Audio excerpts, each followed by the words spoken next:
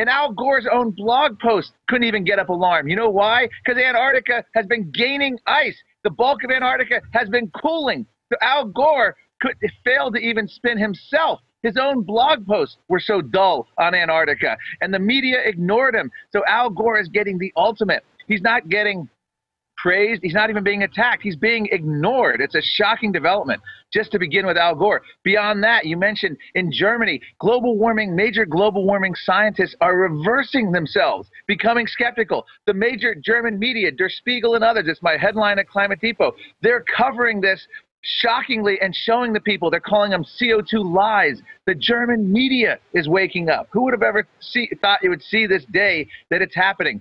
I released a report a few months ago when I was in Durban at the UN conference, the A to Z climate reality report, and it's all coming true. From A to Z, they're failing on all their predictions, and now we have the United Nations directly stating that the case for species extinction and sustainable development is more alarming than climate change. The United Nations recognizes they have a turkey on their hands, and they're shifting now to species extinction, and that's why Rio now is going to become front and center, as it's going to be the Earth Summit plus 20, and they're going to be pushing all sorts of things. The big shocker out of that so far is a global EPA, and this idea came out of France. They claim it was 100 nations going to support it, a global environmental organization that's going to be able to police the world. Think of our own EPA with that speaks French. It's a very, if that doesn't send chills up your spine, I don't know what will.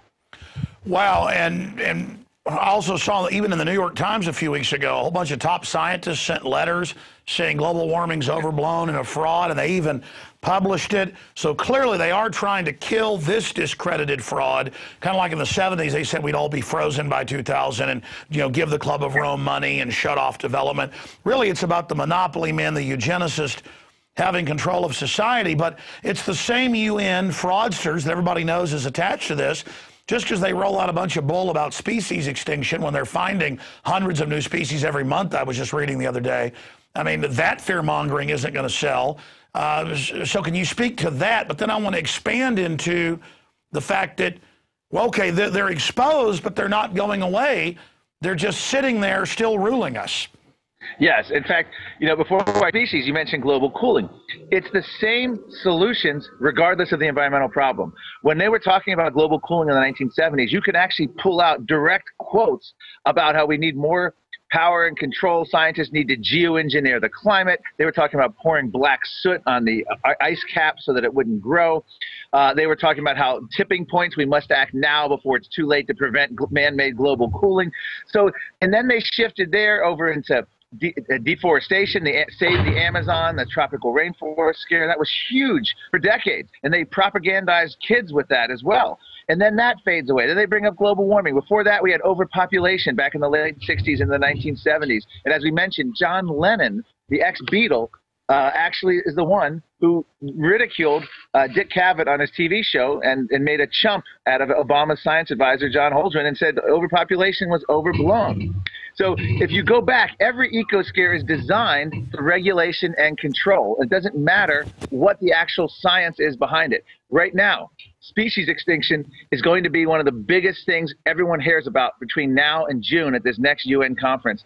And they are coming out with all sorts of wacky claims. They'll claim that 50,000 species are going extinct every year, when in reality, they can't even name the species. They're actually they're actually electrons in the hard drives of the computer models. They're potential species that may exist, but they haven't actually discovered them yet, and they may be going extinct. So species we don't even know about theoretically might be going extinct, and they've turned this into a species holocaust. And I have scientists, including the co-founder of Greenpeace, Patrick Moore, who's done guest columns at Climate Depot, just tearing apart all these new species claims. And they have a panel like the United Nations Climate Panel, an IPCC-like panel devoted to species. And what they've found is they have just as many errors, there's just as much politics, there's just as much fraud involved in that as well. So be ready for the species brigade from the United Nations to be pouring it on in the media in the next few months.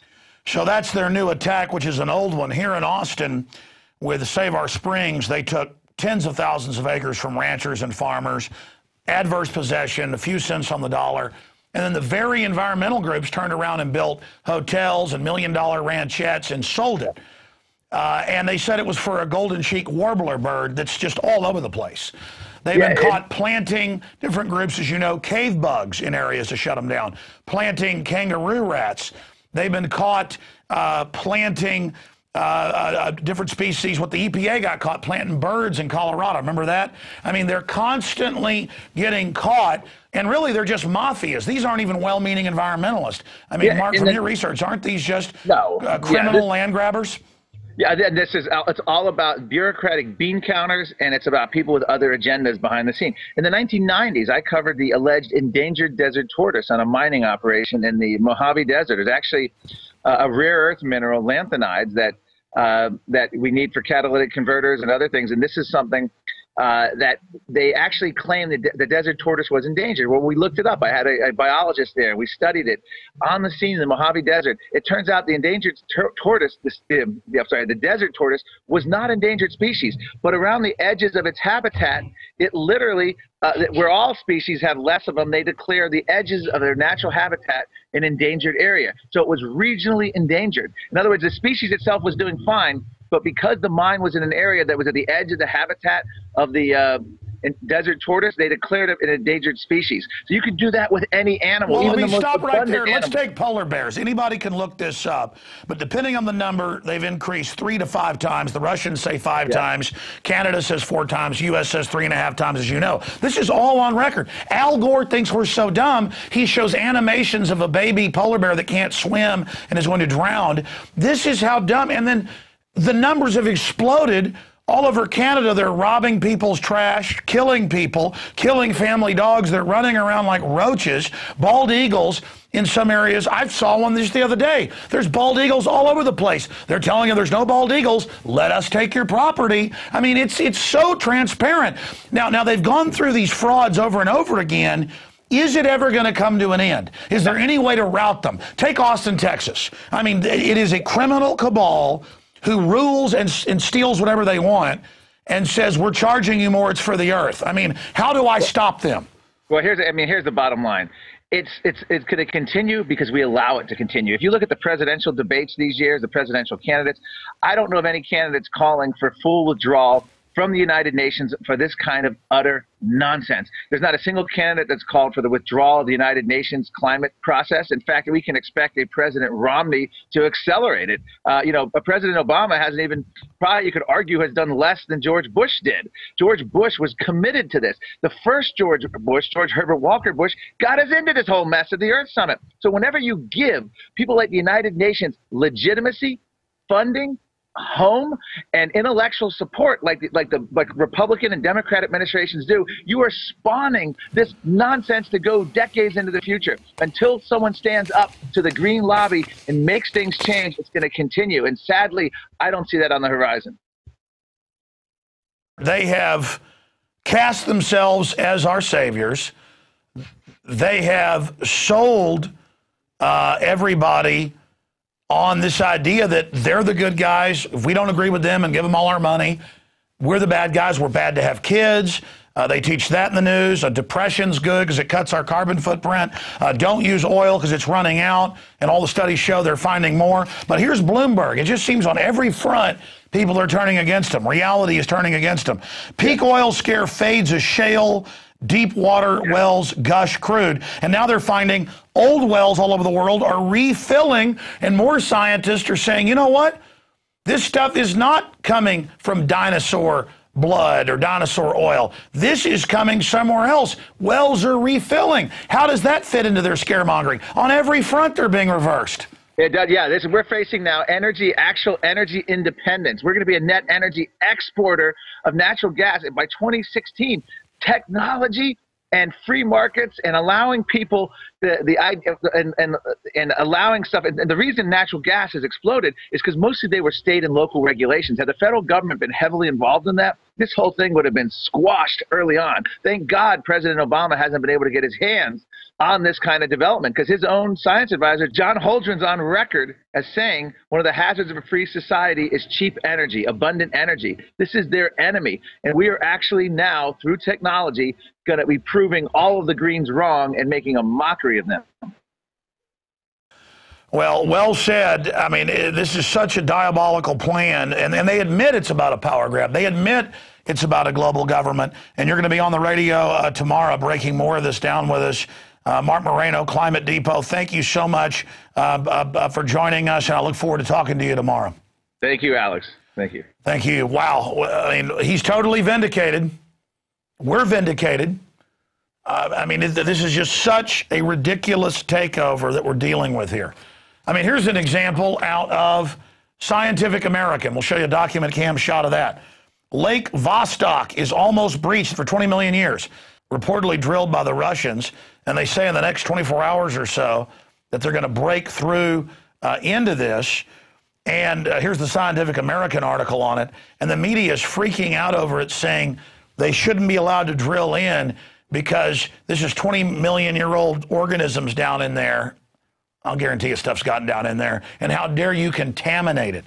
It's just this idea that humans can't go anywhere, humans can't do anything, but we can have 40-year-old nuclear reactors melting down and blowing up everywhere, that's fine, or create GMO that infects the entire biosphere with totally different species. That's fine when the globalists do it, but don't you dare as scientists drill in to find out what's in this lake. Amazing story, we'll cover it more tomorrow. Another incredible story. With a straight face, the Washington Post reports that they're charging people whose 5-year-old daughter has been late to class, so they're going to criminally charge him. We talked to the lawyer dad today. He goes, the code doesn't even say this is illegal. I don't know how they've charged me, because they're just crazy crooks. And these courts are just lawless sinners of pure evil. Great article here out of Alt-Market. The DHS defends globalism, not America. Absolutely, they defend the globalist. Also, there's new reports here. Now, if you speak out against U.S. drone strikes, you are a terrorist sympathizer. That's what the corporate media is reporting and saying. That's just some of the reports we've got here today.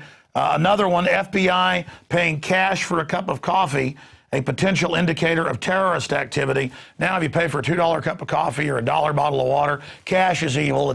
Everything's got to be tracked and traced by the globalists so they can add fines and fees on it or turn off your digital system if you're not a good globalist.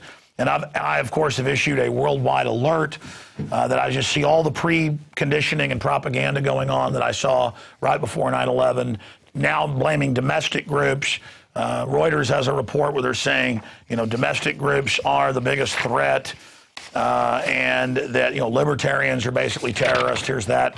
Reuters report, people that think the government's too big, people that think the UN is taking over our country, which it publicly admits it is, with the Agenda 21, we're bad, we're terrorists, we're evil. And here's the report at INFOWARS.com. I hope everybody gets out to everyone they know. INFOWARS issues emergency terror alert. Threat of a false flag event has never been higher. Get this out to everybody, and it may back the globalist off. And we can also have another big effect. People say, well, the Senate has passed a bill to where you can have your local airport not run by TSA. You can just have private security. People say, well, they'll just continue groping and grabbing on us and all the rest of it with the new company. The point is that we'll then go after those groups. We're fighting back. This agency's being destroyed, and just renaming it isn't going to save them. Okay, we know what's going on. We know what's happening. We know it's a brown shirt meant to overthrow the Bill of Rights and Constitution. There's a lot of other news I didn't get to, but I know Rob Dew covered a lot of it earlier. The Ron Paul information is just amazing. And we'll be back tomorrow night, 7 o'clock Central. If you believe in this information, you're watching it out there on the web, subscribe at PrisonPlanet.tv. We've got a 15-day free trial running for everybody right now. And you can also, we've expanded, we're calling it the Give the Gift of Truth special, friendship, love of liberty, love of humanity.